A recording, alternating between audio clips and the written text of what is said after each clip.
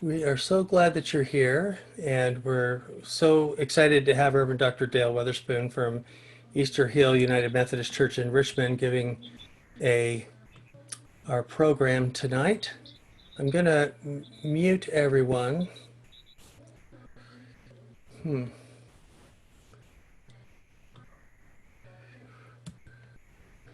And we'll have an opportunity to ask questions, and we will have a breakout group after the break where we'll be able to share a little bit about what we're learning. But we're so excited to have Reverend Dr. Dale M. Weatherspoon.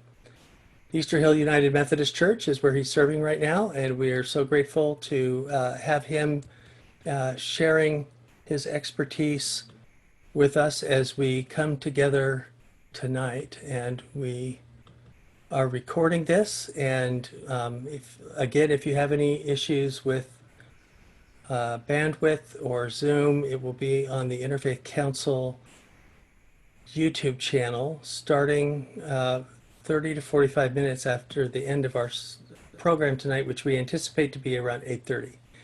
So let's welcome Reverend Dr. Dale. Good evening, everyone. I'm hoping everyone can hear me, and it's good to be with you this evening. I heard Reverend Will say the expert, and I don't know that I'm an expert. I am still learning this thing called life as we go through life.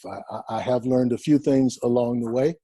I am Dale Weatherspoon. I was born and raised in San Francisco, a child of the 60s.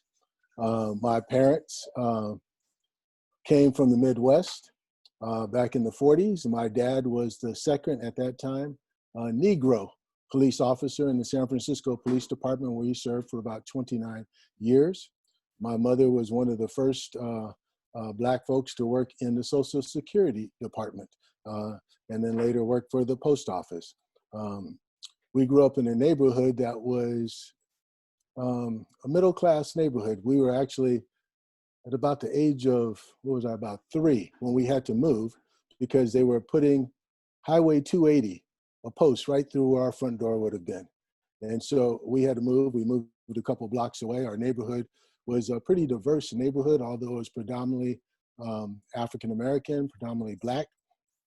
My neighbors to my right, our right side, were German. The neighbors next door to them were French. Across the street were Maltese and Scottish. Catty corner was Italian and Filipino, Mexican, and the neighbors on my left side were another Black family. And so one of the things I knew growing up is that people were different. They spoke different languages, they looked different, but I knew nothing about culture at that time. That was something that I learned much, much later. Along life's journey, I've had probably about 3 careers: working in a warehouse, working as a banking and computer operations, and then later long career in telecommunications before going into the ministry. For 18 years, I've pastored in what we call cross-racial, cross-cultural ministry. And what does that mean? It means usually there's nobody in the congregation that looks like me. Maybe there's 1 or 2 folks, but by and large, it's me. And so for some, first encounter with a Black man. Some folks, when I raise my voice because I'm excited and I'm passionate, some folks get scared because they think I'm angry. And so I've always had to tell folks, when Black folks raise their voice, 9 times out of 10, they're just really passionate about what they're talking about, what they're speaking about. So for 18 years being in cross-racial, cross-cultural ministry, which has been a very rich experience because I've been able to pastor with Tongans, Pacific Islanders, with Filipinos, and Euro-Americans. For the last 3 years, I've been pastoring predominantly African-American church that welcomes everybody, Easter Hill in Richmond, California. I think I wear 3 hats. One is pastor, cross-cultural competency trainer, and a community organizer. And then at home, I wear the hat of husband and father of 2 teenage boys. My wife is also clergy and is Euro-American and Hispanic. And so we are a multicultural family. And I'm always having to tell my boys about their African-American heritage. My oldest has always liked wearing hoodies from the time he was a young age. And as he's gotten older, I have to always caution him about being careful. And so yes, I've had to have what we call the talk with my sons as they go out and about. Like almost all Black men, I've had my stories that I could share with you about being stopped by the police officers. And so that's a little bit about me. If you have questions later, I'll be glad to answer some of those questions. But I want to get into, tonight I really want to talk about cultural awareness. I want to talk about systemic racism, and then where do we go from here? What are some next steps? And so I want to start with the definition of culture. Culture is the means by which we express our identities and establish important matters of social belonging and difference. Culture primarily involves meaning and social conventions, the structures of significance that shape our thoughts and our actions. Culture is the means by which we express our identities. And so we all seek to belong. And whether we're part of a church culture, we're part of a work culture, a neighborhood culture, we have ways that we express our identities in those cultures. And from Edward T. Hall, who is considered the father of cultural competency, he says, culture hides much more than it reveals. And strangely enough, what it hides most effectively from its own participants. Years of study have convinced me that the real job is not to understand foreign culture, but to understand our own. Culture hides much more than it reveals. And oftentimes we're seeking to understand another's culture. We want to travel great distances and spend lots of money to travel all other places. And don't get me wrong, I love traveling also. And we want to learn about other cultures, but sometimes we do that and we don't even understand our own culture. And so, so part of our work in cultural competency is understanding our culture and who we are. As a cultural competency trainer, I've done trainings across the country and over in Europe, particularly here in the United States. A lot of times white folks say, well, I don't have a culture. Well, yeah, we all have a culture. I think what's happening is coming to the United States. A lot of white folks gave up their culture to blend in, what we call the melting pot. And that melting pot is really a myth. That melting pot is a myth because no matter what I do, no matter what my Asian brothers and sisters or my Hispanic brothers or sisters, Native American brothers or sisters, Pacific Islanders, we can't blend in. Our skin color won't change. And so really like to use the salad bowl metaphor. You know, everybody, all the different ingredients get added to the salad and it makes it that much better.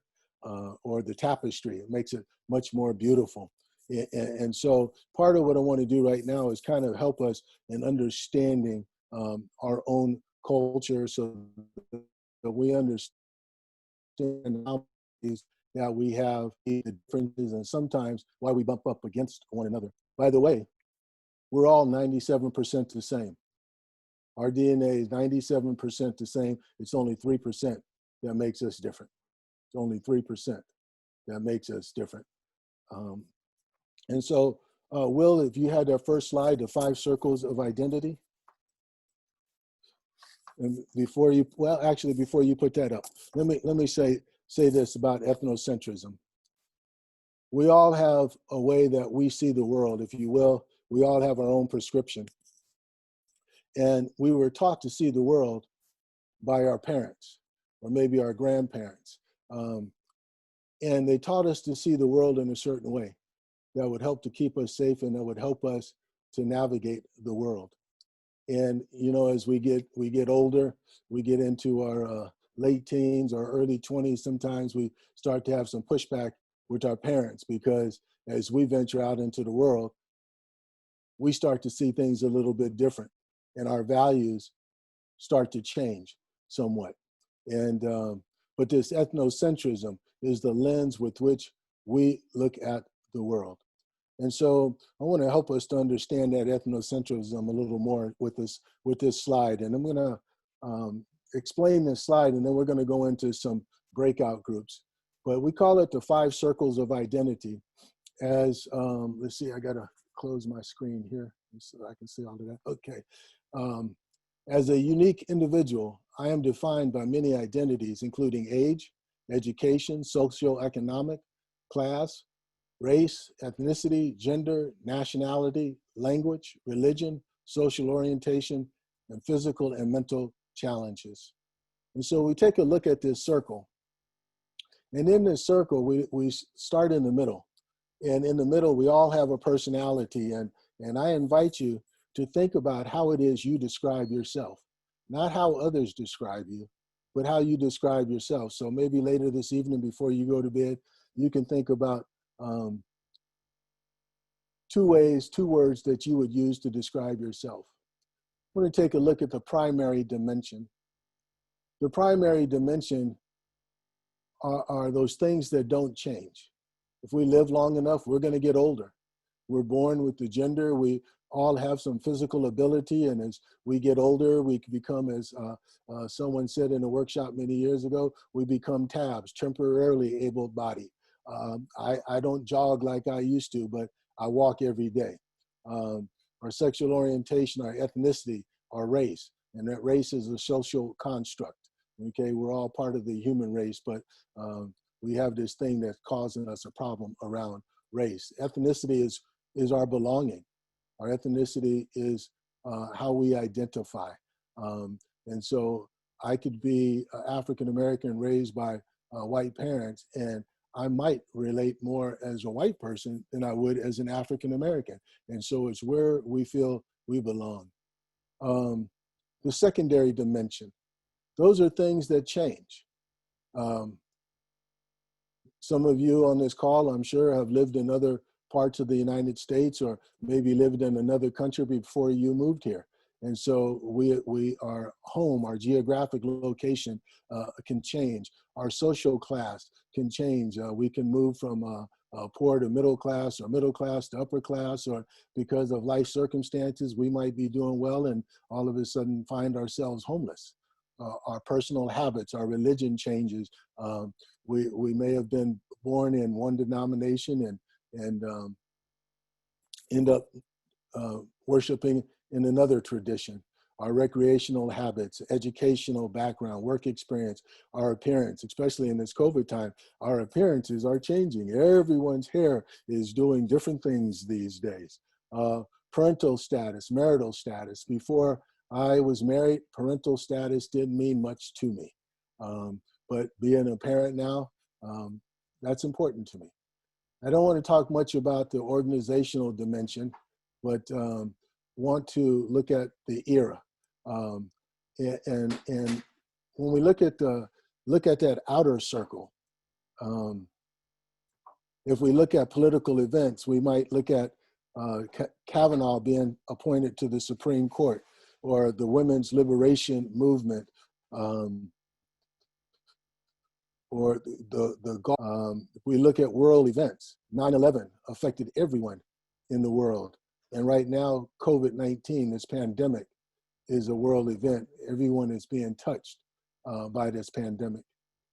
A historical event here in the United States may have been President Barack Obama being elected the first African-American president, male president.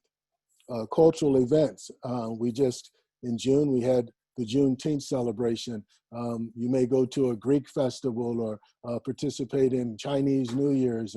So there's lots of different cultural events that we can participate in and that we can learn from.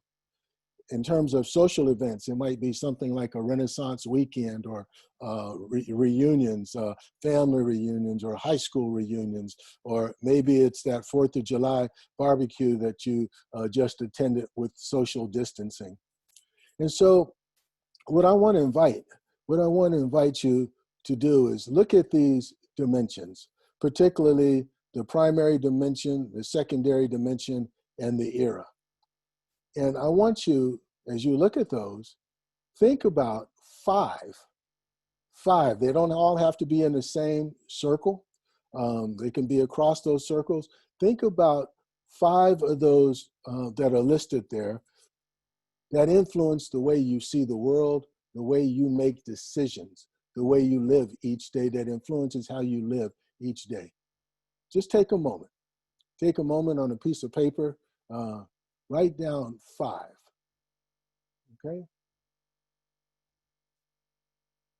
Don't think long. There's no right or wrong answer. Okay?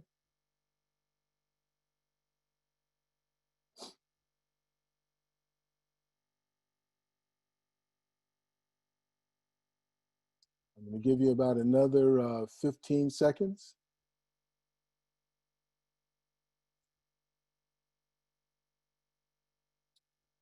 Okay. Now, Reverend Willa is going to put us into breakout groups of four. And what I want to invite you to do is, you're in the breakout group, to take a moment to share three of your five. Okay? And I'm going to ask if there's any questions before we go to the breakout room, because I want to make sure that everybody is following the instructions. Okay? And so we're choosing five out of the primary, secondary, or the era that are important to us, that influence how we live, how we make daily decisions. And we're going to go into the breakout group, and we're going to share three. And what we really want to do is practice active listening.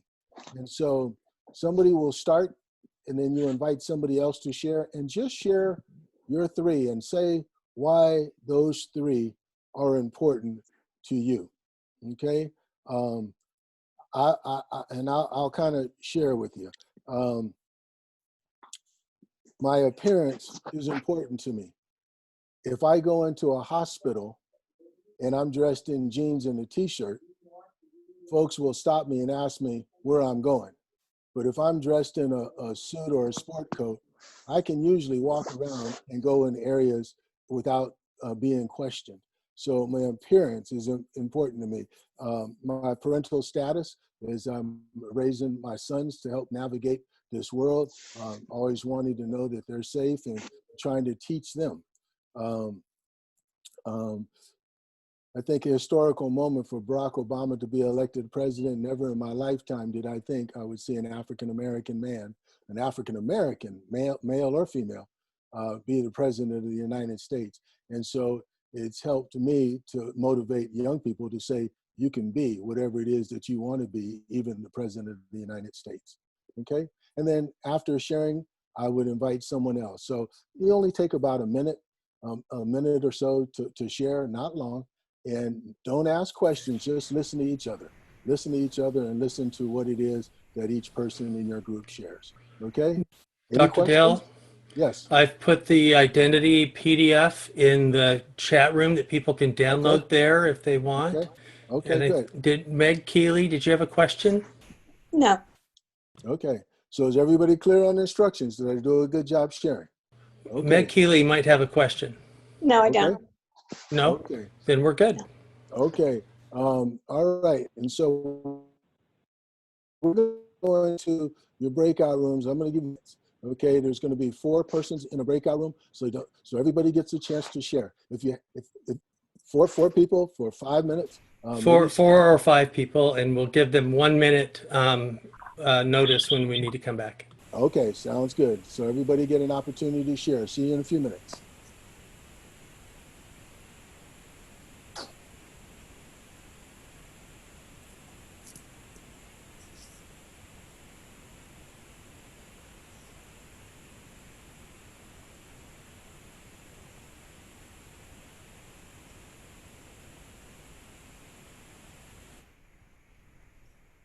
Dr. Dale, do you want to stay? Do you want to be in a room as well? No, I'm not going to be in a room. Okay. Okay, I'm actually looking for. Judy, did you want to get into a room? Judy Moore, you need to hit that yes, I'll go into a room button.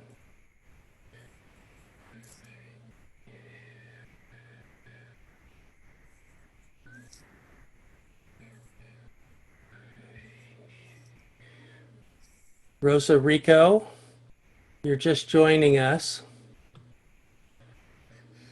We're going into breakout rooms, and I'll put you in a group.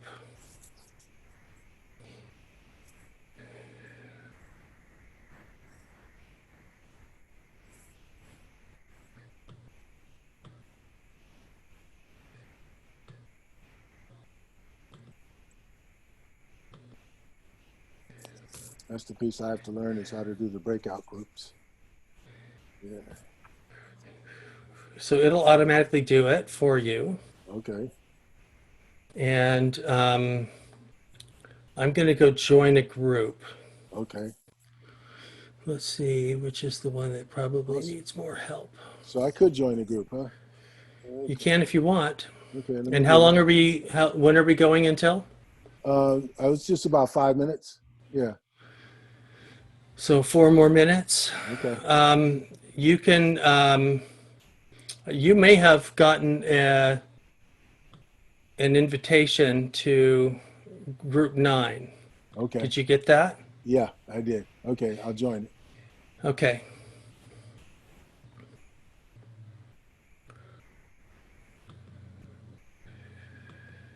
There's Will. Hi, Will. You're in our group?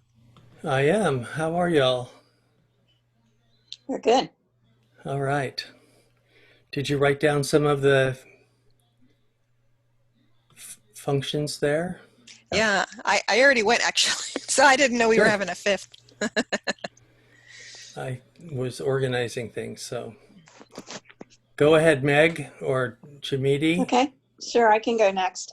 So I wrote down religion, my gender, and my family of origin. I don't know what too much more to say. I'm from the East Coast, so that maybe has also influenced me, especially now that I'm in California. I've been here for about 10 years, but I'm still adjusting. Okay, I'll go next. The 3 dimensions, 3 vectors for me are religion, family status and family connections, and personality. And I've been here all my life. So I put down gender, parental status, and ethnicity. I think as a woman and as a mother and as a person who I identify myself as a person of color because I'm Latinx as well as Middle Eastern, that shapes a lot of my worldview and how I am seen and how I perceive myself. Nice. I put religion. Who knows what I'll be when I grow up. I've been on 4 different spiritual journeys. Location, somewhat connected to that. And education, orientation. Those are some of the ones that mean the most to me.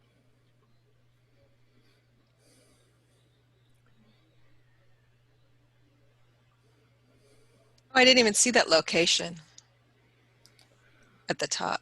There's work location and living location, I think, Oh, yeah, too, there. right? I think there's home and geographical location. Yeah, I see that now. So it's hard to just, narrow down to 3 or 5, obviously. It is. It's interesting that a lot of us kind of overlapped on a lot of them. Mm-hmm. That was interesting. I'm a son of the Utah pioneers, and I grew up Mormon in Utah, so that was a big thing. So leaving Utah was a big thing for my family, but leaving Mormonism was an even bigger thing for my family. What was your culture from birth? Well, that was my birth culture. I've been ordained a Presbyterian, and I pray with everybody now, so it's who knows if or where I'll land. I know enough Hebrew to be dangerous. I just started learning Hebrew on Duolingo. I'm not dangerous. Not dangerous yet. Oh my gosh. It's hard. Yeah, it is. It's a whole different worldview, right to left, even. Mm. But I think one thing that we're all sharing this evening is that we all come to this magnet, which is the Interfaith Council, and the things that it provides. And I think everyone who's quote unquote in the room has at least a piece of their psyche or their personality is driven or attracted to that. That's spirituality. Mm-hmm. It's hard to separate culture and religion and spirituality.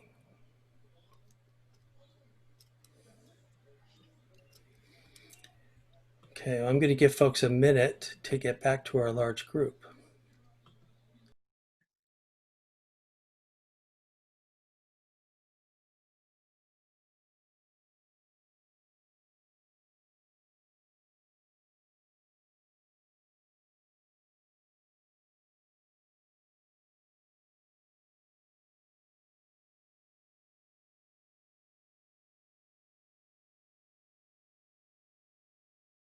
Right. We're still coming back.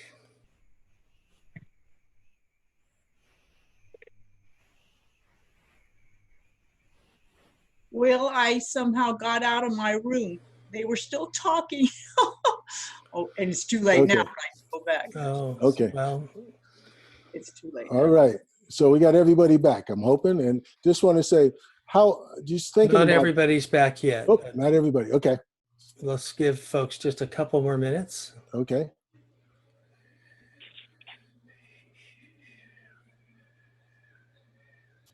So during that time, this is Kathleen. Can I ask you, well, I don't know what I did, but they were still talking and we still had a minute when it said, you've got 58 seconds left. And I did something and I came out of the group and they were still talking. I thought I gave everybody 60 seconds, but maybe I didn't. Maybe I hit a different button. That's I'm not sorry. the point is that they stayed, I did something and came out of it. See, and my group is probably still in. Are we going I to do think anything? everybody's back here. Okay. If we do other breakout group, what can I do to make sure I don't get out of it sooner than I want to? Wait for the, wait to hit the enter button and that main button to come back. Okay. Thank you. Yeah, sure thing. I think we have everybody back. Okay. All right. Lead on, Dale. All right. Just take a second to appreciate what you heard in the group that you were a part of. And want to ask a question. Out of the 5 that you selected, I want to ask this. Out of the 5 that you selected, how are all 5 visible? In other words, somebody see the 5 that you selected, and they visually see what was important to you. Did you have anybody have 5? This is going to be hard because I can't see everybody, but I'm guessing nobody had all 5. I'm almost certain nobody had 4. Maybe 3, 2. Okay, which 2 did you have, Will? I think we agreed that location or gender and religion, Okay. I think. So by looking at you, I can't tell what your religion is. And by looking at you, I couldn't tell where you lived. Okay? So those aren't visible. Anybody else think they had 3? Anybody have 2 that they feel like was visible? How about 1? Okay. Kathleen, I see a hand. You're muted though. You got to unmute. My friends, isn't that physical, or that's not what you meant? No, I mean visible. Somebody could see what you selected that was important to you as a way Right. that you made decisions. So if aren't my friends visible physical things that people can see, or no? I can't see your friends right now. Oh, so you mean, Yeah. you mean that when they see me, they Yes, right. Yeah. Okay, I don't have any. Okay. All right. Anybody else have one? Okay. Susan Grossman? Gender. Gender. Okay. All right.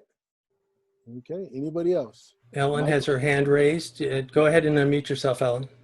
Okay, thank you. So, so I'm Jewish, and I think that I can sometimes people can tell that I'm Jewish. Certainly, I wear a Star David, but also that people can tell I'm a New Yorker, and there are things about me that you could tell that I'm Jewish. Okay. All right. This is Christine. This one didn't come up in our group, but what about age? Age is hard to tell. That's why men aren't supposed to guess women's age. We'll get in trouble. Right? I have one. I'm calling in on my phone, so I can't really see what the list is. Okay. However, I am African American. Okay. Well, that would be one that somebody could see. Okay. You know, sometimes women, younger women might wear a ring when they're going out to a party because they don't want a guy hitting on them. And so they think that they were married when they're not. And so just because you have a ring on doesn't mean that you are. In some cultures, you're married and you don't wear a wedding ring. So that doesn't, right? Okay. I'll take one more so we can move. Gina has her hand up. So for mine, two of my top 5 would be gender and race. Okay. All right. So, All right. So here's the point of this. If most of what's important to you is not visible, how do people know what's important to you? Right?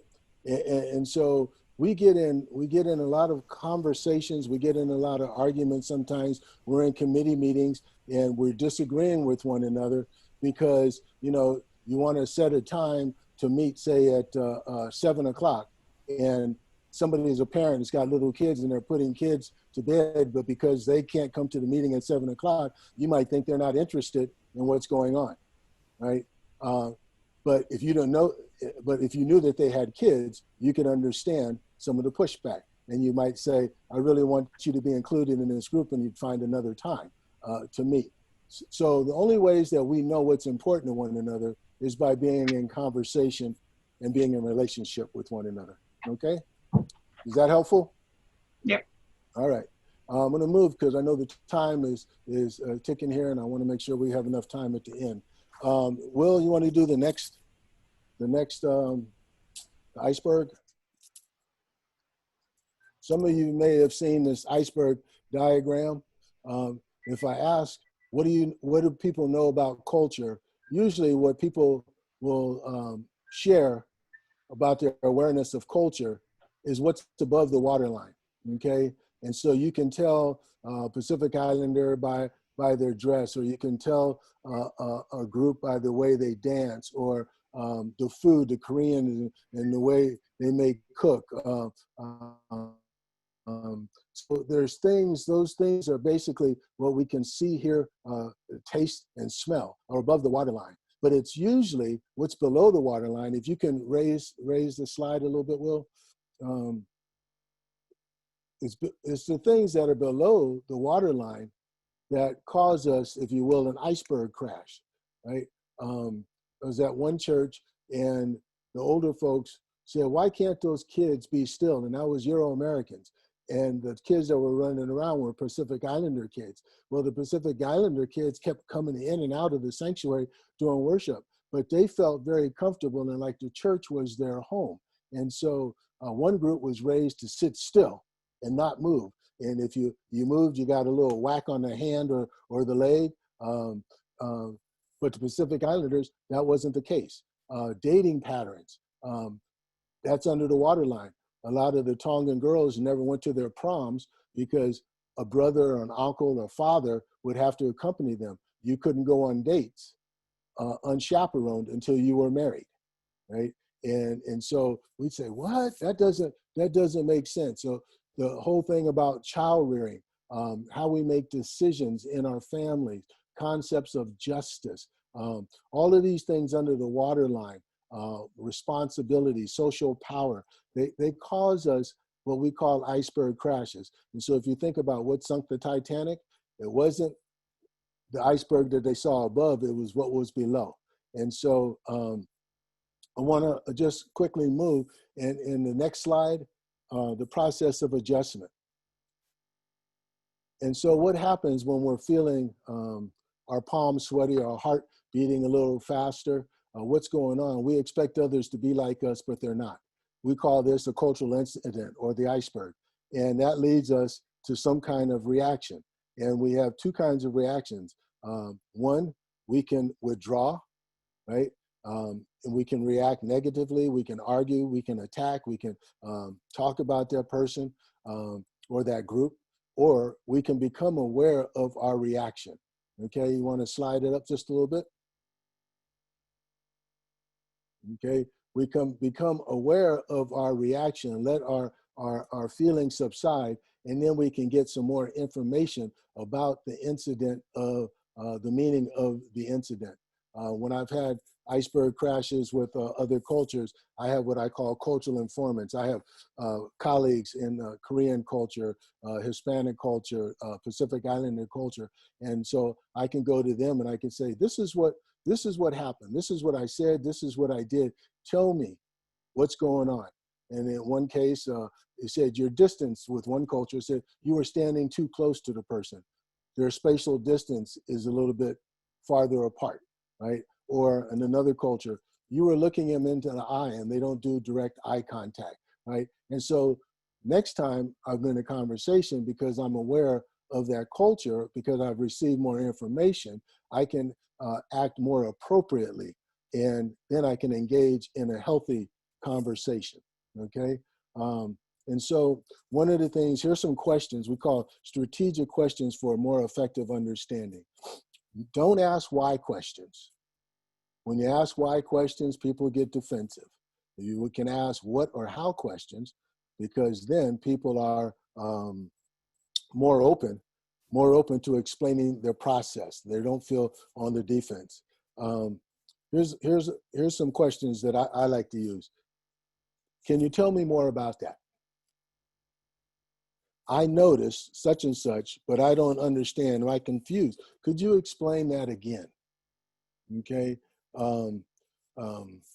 I'd like to hear more from your perspective or your point of view, right? And so we're really asking for clarification and more understanding. And so help me to understand.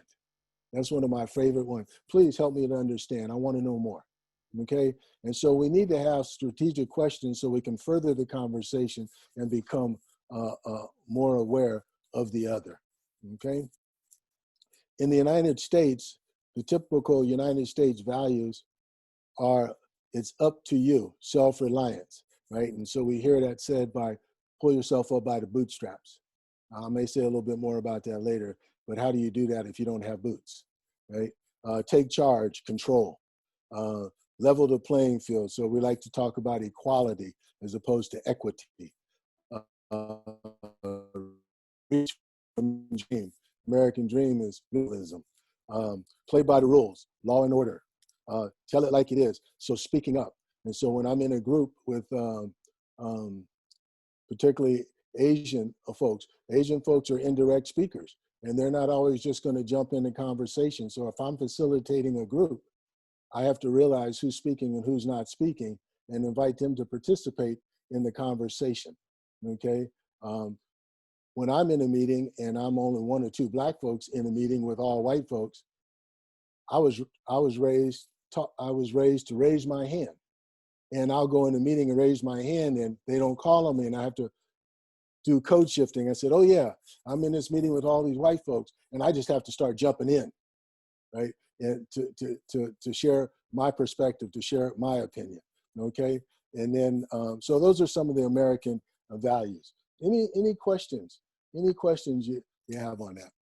Okay, I'm gonna get ready to move to the next part. Will, do you want to take the break now and then do the video, or you want to do the video and people can digest it for a second and we come back and have conversation? Whatever you'd like to do. I see one hand. I think Randy Thomas. Did you have a question? No? Looking on page 2, are there questions? If you have a question, you can just do this, or you can raise your hand. Marjorie, was that a question? Michael Bloom, go ahead and unmute yourself and ask your question. Dale, I would appreciate if you could expand some more on the concept of equity. And you talked about equity and equality as kind of a dyad. Mm-hmm. Could you explain your perspective on those, please? I will do that. I'm going to do this too. See if I can put this back up. Let's see, did I get that? Yep, you have your new background. Okay, so I'm going to slide out the way for a second. And so when we talk about equity, everybody would get the same stool, right? Everybody would have the same box. And so one person who really doesn't need it can see, somebody else can see, but there's a person that's left out.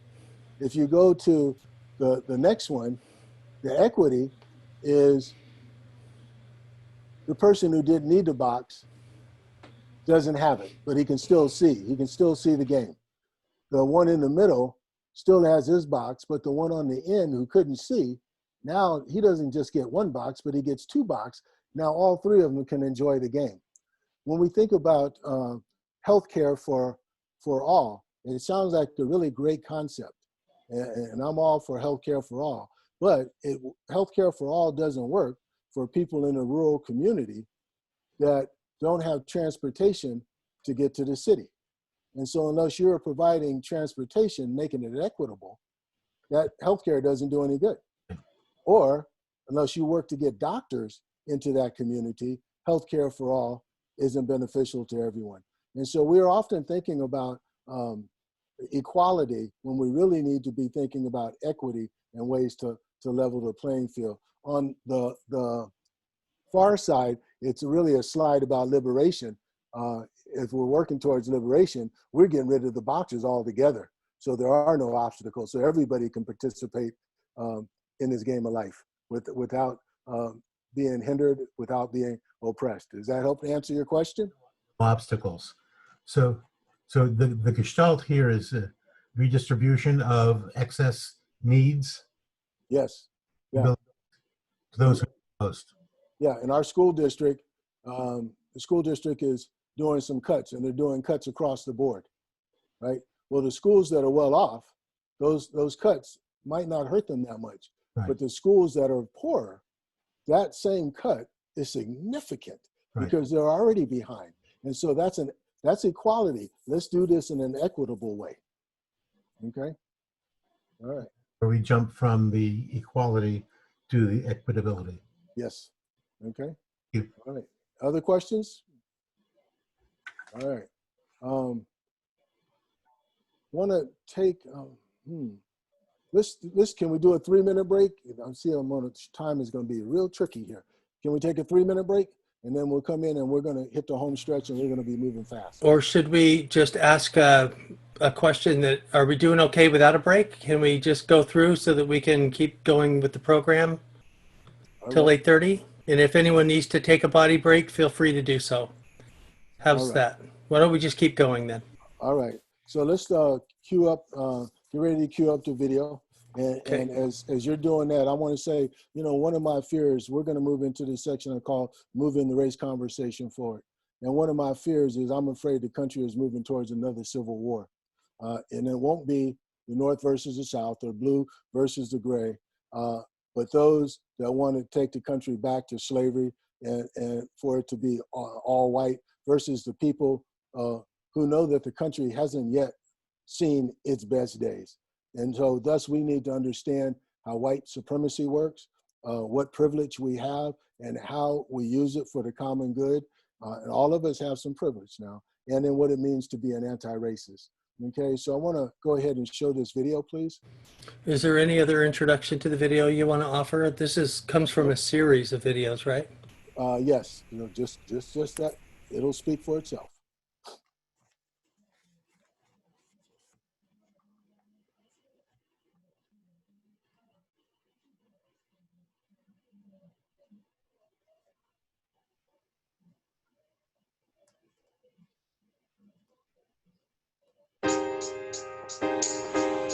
Moving the race conversation forward.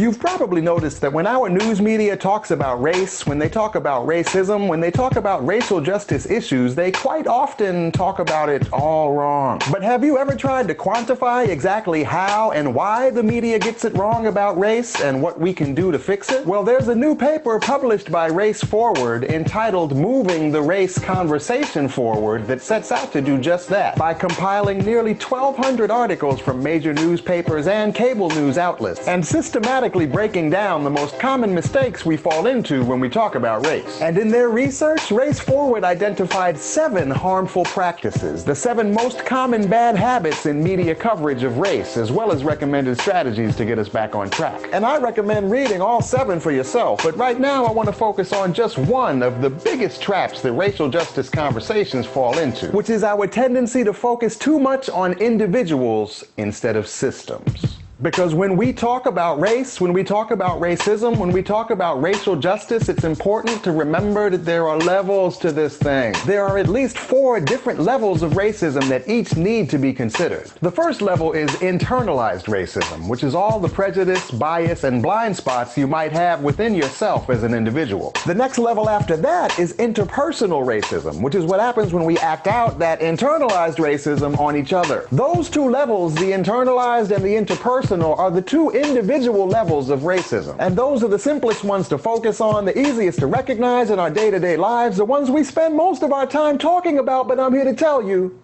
there's something else. Systemic racism. Once you get past those individual levels, first of all, you have to deal with institutional racism. The racist policies and discriminatory practices in schools and workplaces and government agencies that routinely produce unjust outcomes for people of color. And when you step beyond that level, you have structural racism, the unjust racist patterns and practices that play out across the institutions that make up our society. The individual and systemic levels of racism are both important, both necessary to reckon with, and they're both usually interrelated. But if you want a real, fully clear-sighted conversation on racial justice, you have to be talking about both levels. And one of the most common ways we fail to see the big picture on race is by failing to think about systemic racism, by failing to be systemically aware. In their research, Race Forward found that our media coverage far too often falls into that trap. They found that approximately 2/3 of race-focused media coverage fails to consider how systemic racism factors into the story. 2/3 of their coverage of race fails to be systemically aware. And that is a problem. When we constantly focus only on individual stories, it distorts our sense of how racism works. It encourages us to see racism only as the product of overt, intentional racist acts by individuals that can be fixed simply by shaming and correcting those individual defects. And it encourages us to see individual stories of transcending racism as proof that there is no more racism. That if we have a black president and Oprah is a billionaire, then there must not be anything else to talk about. And any problems that other people of color still face must be due to deficiencies on their part. It must be a problem with them instead of a problem with the system. And that is no, just no.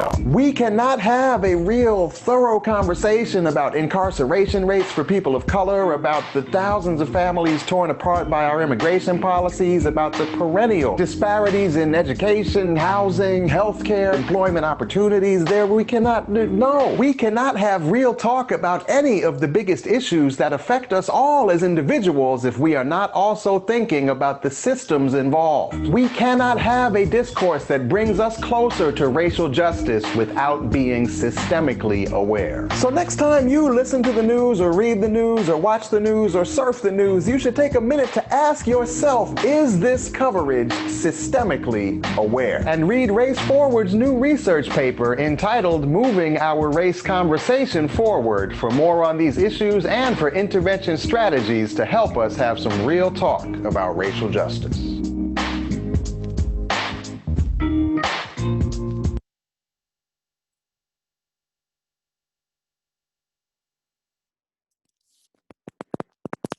Okay, so we're going to talk about racism, and we got the individual racism and we have the systemic racism.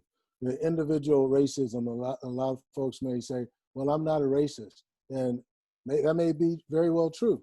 However, the way on an individual level, but the way we participate in society, the ways that you vote, the ways you may act, perpetuate the racism, and that's may be unconscious as you're doing that, as people do that. What we're trying to work with the police departments on in terms of individual racism is the implicit bias training. And if you go out to UC Berkeley, you can take the implicit bias test to see how you come out on the implicit bias, to see what your blind spots are. But I really want to focus not so much on the individual racism. And we do that. We hear politicians, we hear actors, we hear folks get caught making racial slurs. And they're in the news for about a week or two. They get shamed. You know, they get suspended or fired from their jobs. And then we feel like, okay, yep, we got rid of that racist. But we have not dealt with the systemic racism. We've just dealt with one individual. And as we've gotten rid of that one person, we feel good and we can go on back to our daily lives until the next incident happens. But the systemic, the problem is always there. The ways Black folks are portrayed in the news. Oftentimes when I'm watching the news, I know whether the person they're talking about is going to be Black or white. And I'm just going to talk in terms of Black and white right now. Because usually if the person is Black and they've been arrested or something, you will see their picture, right? And you'll get some more information about that person. If the person is white, you usually don't see their picture, right? And so it's this continual perpetuation that here's another Black person that you got to be fearful of, that's a criminal, that's unlawful, right? But they don't show the pictures when the white folks are committing those crimes, unless it's really something like Dylan Bolt that did the shooting down in South Carolina, right? The way Black people are portrayed in the movies and on TV, the character roles that they get. I'm really proud of Sidney Poitier because he didn't buy into a lot of those stereotypical roles, right? But folks bought into those roles so that they could work, right? So they could provide for their families, to get a foot in the door, so that they could get better roles. What's taught in schools and what's not taught in schools, that's about systemic racism. I was with a youth group a couple of weeks ago, and I had asked these questions. Have you heard of Mae Jemison? Mae Jemison was born in 1952, and she was on the Space Shuttle Endeavour in 1992. She was the first African-American woman in space. Have you heard of Garrett Morgan? Born in 1877, invented the stoplight and the gas mask. And isn't it interesting, the Black person that invented the gas mask and the police officers are, right? Matthew Henson helped discover the North Pole. John Baptiste that founded Chicago. Charles Drew that was instrumental in blood transfusions and blood storage that saved many lives during World War II. Madam C.J. born in 18 and died in 1919, was an entrepreneur and a philanthropist and was the first Black female millionaire. Right? Ben Carson, a lot of folks know about Ben Carson now, but Ben Carson at age 33 was a great neurosurgeon that separated conjoined twins whose heads were joined back to back, right? And so there's this thing that Black folks are lazy. Black folks are not smart, right? They're not taught about in schools. And so we have to ask why. Why? The president, I think, did America a favor by going to Tulsa. Many Black folks, and certainly most whites, had never heard of Black Wall Street and the massacre that took place in 1921, nor had they heard of Rosewood, Florida, and the massacre that took place in that Black community, all Black community, in 1923. And so as we talk about systemic racism, we need to go back 400 years, 1619, when the slavery came to America. They didn't bring lazy, dumb, weak folks from Africa to America. They brought the best, hard workers, They worked hard in the fields, long days in the fields. They worked building the White House and the Capitol. They brought the women here to raise their children, to teach their children. So 1619. So we go through that whole era of slavery, and then in 1857, Dred Scott decision, by a 7-2 decision, that blacks are not people and would never be. And so in some ways, black folks are still not seen as human beings, still not seen as human beings, even though they've worked hard to drive the economic engine of the United States. The 13th Amendment to the United States Constitution abolished slavery and involuntary servitude, except for except as punishment for a crime. And the amendment was ratified by the states in 1865. To me, that was the beginning of incarceration. You see, that loophole is still allowing folks, Parchman Prison down in Mississippi and some other prisons that were actually plantations during slavery time, are still using prisoners. Do you know that in California, we have 35 prisons? We have 35 prisons. Between 1984 and 2005, we built 21 of our 35 prisons. We have 3 more prisons in the state of California than we do CSUs and UC schools. We're investing more in our prison system than we do in our education system. And as I say to folk, I say, when you build a hotel, what are you hoping happens in the hotel? You're hoping that it's going to be filled so you can make some money. We're building prisons and we're changing the laws to fill the prisons.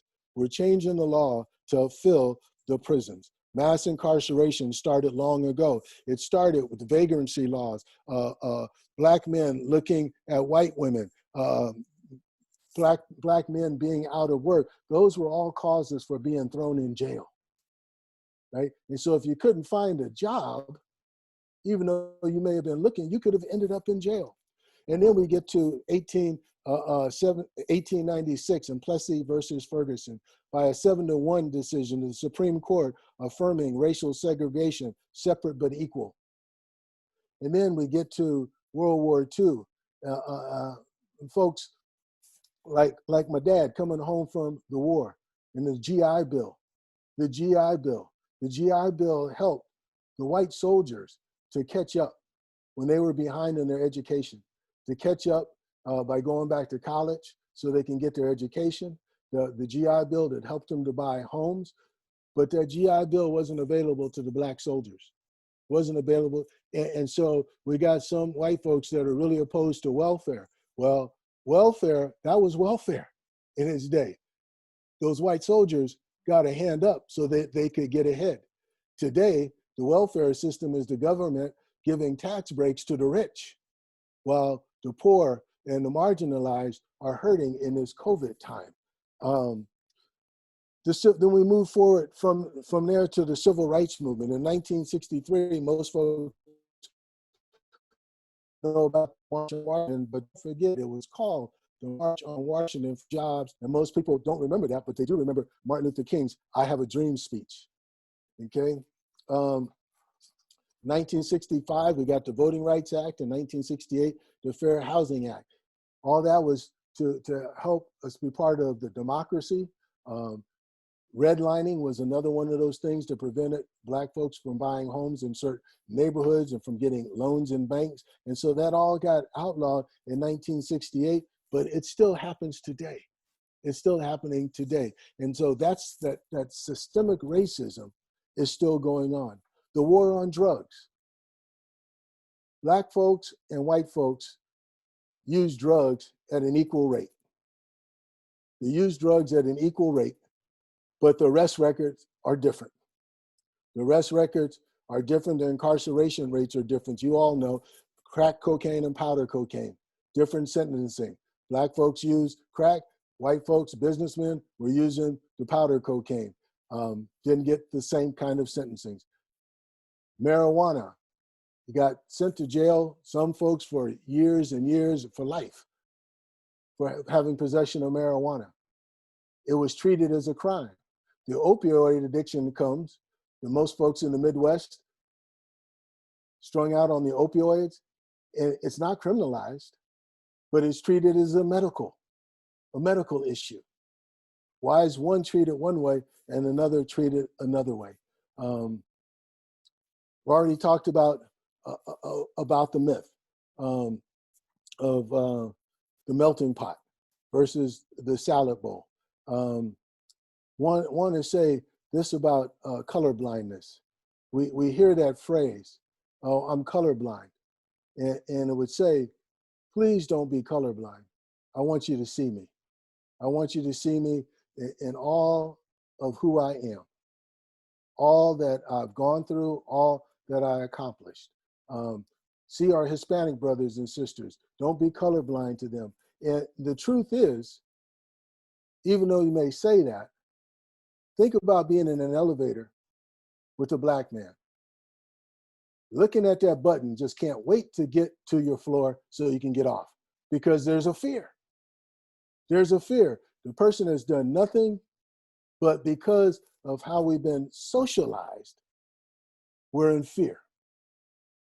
I'm colorblind, but yet I walk down the street and I see a black or brown person coming towards me, and I clutch my purse tighter, or I walk over on the other side. So you can't say you're colorblind and then your actions are doing something to the contrary.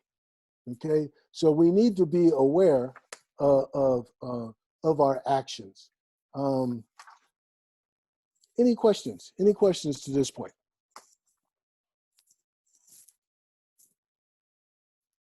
Okay, I'm looking for a sheet that I had here. A little girl said, let's see if I can find it on my computer here. I have one question. Yes. Can you hear me? I'm over here. I see you. I see you. I understand a lot of what you're saying, and I get a lot of what you're saying. And I just want to wonder and ask you if you can talk about what you said a moment ago about the purse being grasped and crossing the street, the white person crossing the street. Mm-hmm. And there's also stories, I think on some other videos I saw recently, where the black person crosses the street because he or she is anticipating the distress of the white person they're about to cross with. So they're trying to calm the situation immediately, or avoid the situation. What is going on in that black person's, what does that do in all this equity and equality issues and racist issues we're talking about, when that crossing the street could be either by the white person to avoid or the black person to avoid? Yeah. Does one avoid being accused? Avoid distressing the white person because mm-hmm. They've got it in their mind that that's going on. So much of what we do is trying to make the white person comfortable, right? I have a right to walk down that street, just as you're walking down the street, right? But if you can see, sometimes I'm walking down the street and I can see a person's reaction, right? And so I'll smile or I'll wave to say hi. What is that doing? It's making them comfortable, right? There's a fear. And so the person has to ask, why do they have that fear? Why do they have that fear? It's not, why do some black people feel it's their job to make somebody else feel comfortable? I haven't done anything wrong, right? Yeah, so that's what's going on. So to avoid confrontation, some black folks may just say, I'm just gonna walk on the other side of the street. And I get the question is, why does a black person feel it's his or her job to make the white person, comfortable, when we should all be comfortable with each other? And sometimes it's not about making them comfortable. It's that I just don't want to hassle. And experience, right? Experience is a teacher, right? And I don't want to go through this again. That person may have been accused of something before, and it looks like I'm getting ready to repeat this situation. This situation is getting ready to happen again, and I need to get away from this. Okay. All right. And I have a slide, I'm not going to show it, but there's a little girl that's holding up a sign. And the sign says, "We said Black Lives Matter. Never said only Black Lives Matter. We know all lives matter. We just need your help with Black Lives Matter, for Black lives are in danger." And Black lives are in danger right now. Black lives are in danger, right? You can be driving down the street and you really don't have to worry about being pulled over. And if you do, you don't have to worry about losing your life, right? Our lives are in danger. Our lives are in danger. And so we need help. Black folks need help. And I was on a call today and some folks said, why do white folks want us to fix the problem? It's not our problem. It's their problem. And so it is really understanding the history. And what I was trying to do by going through some of those events throughout history is to see how racism has been shaped and how it's been formed and how it's still here today. We may say, well, that's not my problem. That was my parents' problem, or that was my grandparents' problem. But we benefit from that system, right? We talk about, we can talk about the underprivileged, right? But we never talk about the overprivileged, right? We sit and we talk about trying to get a living wage, a minimum wage or a living wage, but we don't talk about the CEO that's making 500% more than what they're paying their workers. We don't have those kinds of conversations. And so the question is, why not? Why do we always have the conversations about Black folk, but we don't have the conversations about the racism and the things that are being done to continue to perpetuate the racism? You know, I want to say thank you for raising your voices. Thank you for going to the protest. Thank you for signing petitions. Thank you for saying Black Lives Matter. Thank you for being allies. But I also want to say the journey is long. Some have just entered the journey. For Black folks, we've been on this journey for 400 years.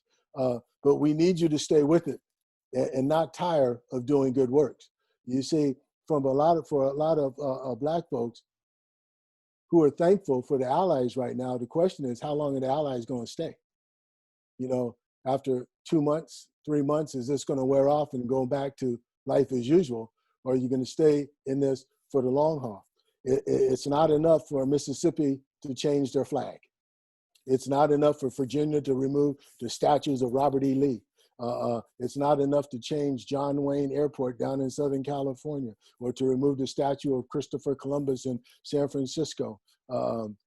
It's not enough to change the names of schools and names of streets. These changes will help the narrative, change the narrative and shape our past and our future consciousness. And it will help us to maybe tell the complete story. You can take the statues down.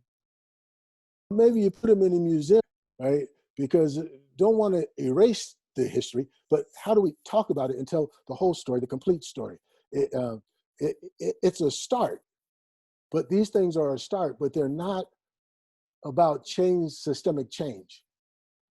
Those fixes, taking down the flag, changing the flag, taking down the statue, they don't fix our broken, racist, criminal justice system. They don't address the disparities in our educational, financial, and healthcare systems,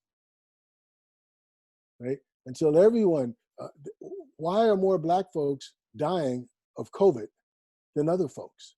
There's something wrong in the healthcare system, right?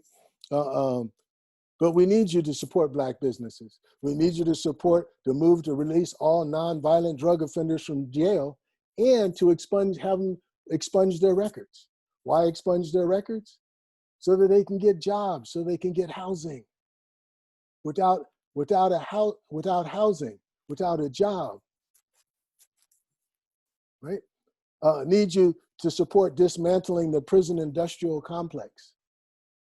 Do you know back in, 1980s. I don't know, some of you may remember Trans World Airlines, TWA. Do you know that TWA worked with the prison system? And a lot of folks that were making reservations on Trans World Airline were actually had somebody in the prison system that was the reservation agent. They weren't getting paid. They weren't getting paid. Right now, we got major corporations. We have major corporations, McDonald's, Wendy's, Walmart, Starbucks, Sprint, Verizon, Victoria's Secrets, Fidelity Investments that are all using practices of prison labor. Right? They're making clothing, zipper for pairs of jeans, uniforms, furniture, mattresses, product packaging, signage, lingerie, car parts, just to name a few. And so folks, they're making pennies on the hour. They're not making living wage. They're not even making minimum wage. And so when we talk about, the immigrants are coming and they're taking our jobs. No, you're giving some of those jobs to the prisoners, right? Some of them are learning the trade, praise the Lord. So when they get out, they can get a job. But most of the jobs that our immigrant brothers and sisters are taking, most of us aren't going to work those jobs. So they're pitting an us versus them. We need you to support the move to remove the school resource officers. Most white schools don't have police officers on their campus. Our schools of color have police officers on their campus. You walk up to school the first thing in the morning, you see the police cars outside. You're treating our kids as criminals. We have one school here in Richmond, Kennedy High, that has no windows. It's like a prison, right? And so you're criminalizing. I heard a story of one young girl who said, I was being harassed and the police officer told me, well, I deserved it. Was no help to her, right? And so thanks be to God that West Contra Costa Unified School District is removing the school resource officers, and they're taking that $1.5 million to put towards education, towards more counselors, towards mental health. That's how that money needs to be spent. Stop criminalizing our kids. Stop treating our kids as though they're criminals. We need you Dr. Dale? Yes. I posted a little bit there about some of the prisoners that are firefighters during fire season. Yes, yes. They get paid cents on the dollar, but they're not allowed to be hired for that same job when they get out because despite their experience. And Felicity asked, where can we look up the companies that use prison labor? You can just Google it. Which companies use prison labor? Just Google it. It'll give you the list. Okay. We need you to support affordable housing and a living wage. Even $15 is too low, but at least that's a move in the right direction. Voting, we need you to vote, and think about the ways that you're voting. Does voting continue the oppression and the marginalization of people, or does voting help to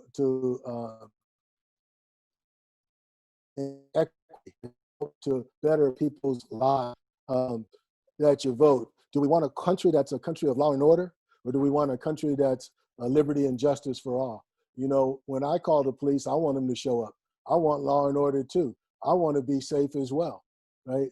But we're over policing our society. So understand that the defund the police isn't talking about getting rid of police. It's talking about how police are being resourced, the militarization of the police departments. And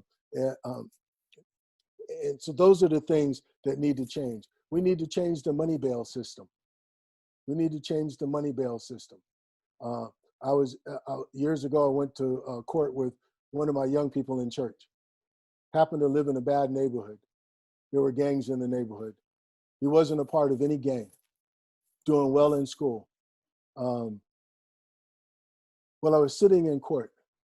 The judge decided he was going to make an example of him. Gave him a 5-year sentence. First time he'd ever been in trouble. That same day, there was a middle-aged, not middle-aged, but he's probably late 20s, early 30s, white guy that was there for possession of a gun. The judge gave him probation, let him off and gave him probation. But for this young kid, 18 years old, he got a 5-year sentence. And he had done nothing wrong, but the judge wanted to make an example of him to the rest of the community, that if you come into my court, this is what's going to happen to you. How that changed that young man's life. How it soured him on the system that he thought was there to help him. We got to get rid of the bail system. Too many people are making money on bail.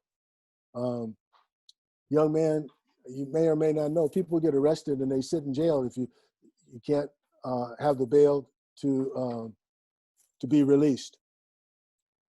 One man sitting in jail, it's been 4 years, hasn't been convicted of anything, waiting for a court date, just recently died of COVID. We got folks that are sitting in jail for a year, 2 years, 3 years, 4 years that have not been convicted of anything, go in jail, and now they're starting to have mental illness. They take on jail behaviors in order to survive. That's not right. That's not right while people are profiting. Why are our prison systems, why can you trade on the New York Stock Exchange and make money on people's lives? As people of faith, that's morally reprehensible. That's morally reprehensible. And so we need to change these systems.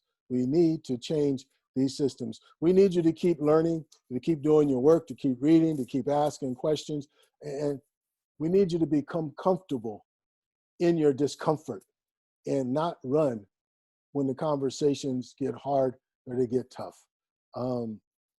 There's lots of readings out there. There's lots of social justice reading lists. There's 3 books that I'd like to recommend tonight. One is America's Original Sin, Racism, White Privilege, and the Bridge to a New America by Jim Wallace from the Sojourners Community. The other is The New Jim Crow, Mass Incarceration in an Age of Colorblindness by Michelle Alexander. And another book, Trouble I've Seen, Changing the Way the Church Views Racism by Drew G.I. Hart. I think those are 3 excellent books that really cover this whole gamut of systemic racism. I'm mindful. I grew up each day leaving the house, and I saw a picture by our front door. It was a picture of the blonde-haired, blue-eyed Jesus.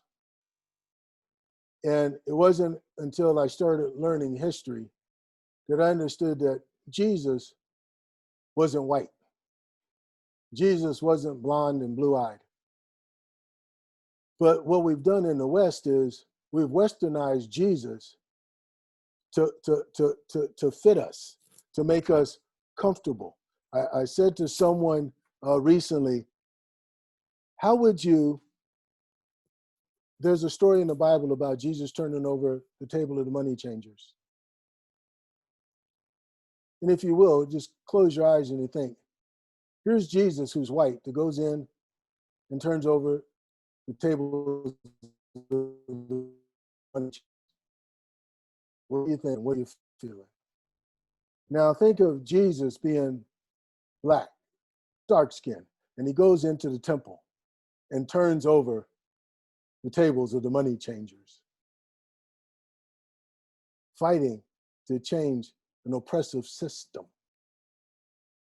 And so somebody, I can't find it, I had a note here, but I was in a meeting the other day and this guy said, I'm an addict.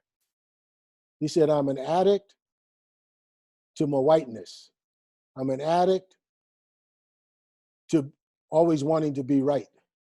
I'm an addict to my privilege. But he says, but I acknowledge that I'm an addict, and all I can do is work to manage my addiction. And so he's fighting to be aware of his privilege and use his privilege for the common good each and every day. He's doing his work. I'm going to stop there. Any questions? And I'll have some final closing words, but any questions? Any comments? Channing? And others, if you want to ask a question, unmute yourself. And Channing, then Michael. Hi, Dale. It's good to see you again. Likewise. One of my very favorite people who's been around for many, many years is Jane Elliott. And if anybody has not heard of her, it's very important that you understand what she's been helping us to understand, and that is this whole systemic racism thing. And she was on Oprah, and she was with a very white audience, and she said, I'd like to know, she said, I'm going to ask you a question. I'd like to know how many of you would like to trade places with Black people in this country? Mm-hmm. Not one hand was raised. She said, I didn't think that you heard my question. Let me ask it again. How many people would be willing to trade places with Black people in this country and be willing to be treated the way that they're treated? Again, no hands went up. And she said, so it's very clear to me that you see what's happening. You see what's happening, and yet you're willing to let it happen. And I think, you know, right now, white people are coming forward to understand their privilege, to understand what they need to do to help change this system. It can't be put off any longer. Right. Thank you. Others? Is there another hand? Michael Bloom. I was Did just you have a question? I was asking about the books that you recommended. Okay. I can get them to Will, and you can.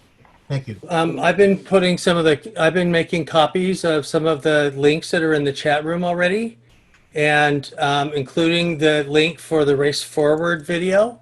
These are all going to be added to our interfaith racial justice. Where is it? Right here. On our website, at the very top is this gold bar. And if you hit that, it takes you to our Interfaith Racial Justice page. And there are 16 pages of titles of books, a video introducing the 21-day Racial Equity Challenge. There's 3 different versions of that 21-day Racial Equity Challenge. Some of you have finished that already. Some of you are midway through. Some of you may choose to start. There's this one here by Eddie Moore Jr. and Debbie Irving. There's also this version from the Michigan League for Public Policy, which includes some Native American articles. And then there's some information about this event that we had, but this is the list of all the different books that you can read.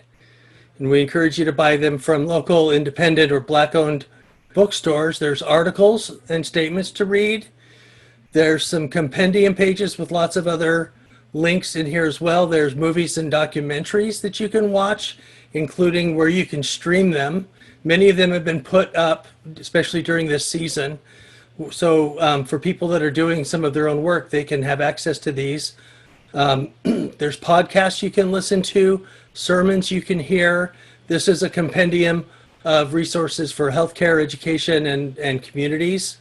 And then there's resources by tradition for Episcopal or Baha'i, for Buddhist, for Jewish, for Muslim, for Presbyterian, for UCC, and for Roman Catholic and Unitarian Universalists. And then there's some other listing of how to find Black-owned businesses here in the East Bay. There's some apps that are being created for that, and there's some really great bookstores here in the East Bay as well, and some independent ones. And then how you can even donate to Black organizations that are doing a lot of this work, and then some other compendium lists and statements for teachers and educators. And then, of course, we do have a showing up for racial justice group, Surge, and there is a chapter here in the East Bay in Walnut Creek that does a lot of great programming. But if the website for this is interfaithccc.org/racial justice. And I'll put that in here, and all of the links that have been mentioned and all of the books are on here right now, and we invite you to use that resource. There's plenty, the reason to do a 21-day racial equity challenge is to create a habit. And the more you create that habit, the more that you're going to be able to figure out what is your own implicit bias and do your internal work, but also to start to work on some of that structural and systemic racism. And the hard part, I think, is learning how to recognize that, and then figuring out how to work with other folks of faith to be able to dismantle those systems. Any last words for us, Dale? Yeah. I think as we're talking about these issues of racism, particularly systemic racism, it's not trying to make anybody feel guilt or shame. What we're really saying is we want you to understand how the system works, and become conscious of where you may be participating in that system unknowingly. Because as you participate in that system, you're doing harm not only to people of color, but you're doing harm to yourself. I did put up a link, 10 ways that white supremacy wounds white people, a tale of mutuality. So I put that link up also. I'd say in the prophet Micah in 6:8, it says, "What does the Lord require of us but to do justice, to love kindness or compassion, and to walk humbly with God?" In my United Methodist tradition, we have what we call the 3 simple rules. Do no harm, but it's not enough just to do no harm. We got to do good. We got to do some good and stay in love with God. And so we're called to love one another. We're called to love one another. We're called to love one another. Perfect love casts out fear. We only fear what or who we don't know. It's not about laws. It's about relationships. It's about relationships. You cannot legislate love. And so as you watch the movies and as you read the books and TV programs and all, do that. But be in relationship with some people of color and meet them on their turf, right? Meet them on their turf. It's not about assimilation. Come to their homes. If they invite you for a meal, come to their home and have a meal. Right? Because we want to come to your home when you invite us for the meal. And so get to know one another. Really get to know one another.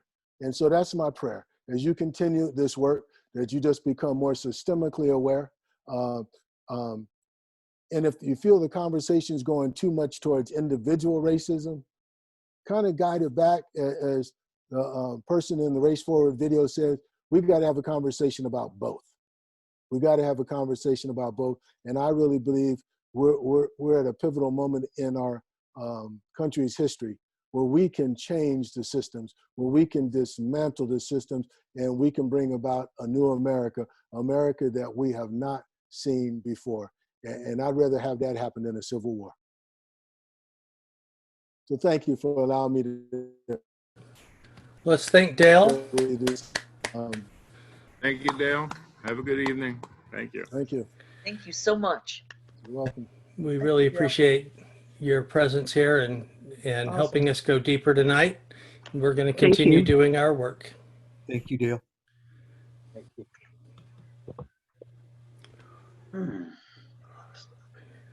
This will be on our Interfaith Council of Contra Costa County channel on YouTube within the hour. So if you know someone that missed this that wants to see it, please invite them to look us up on YouTube. It's easy to find us. Just type in Interfaith Council of Contra Costa County. You'll find our channel, and it'll be the newest video there. Thanks so much to Dale and all of our participants tonight. Thanks so much for being here. Be well. Coming out. Thank you.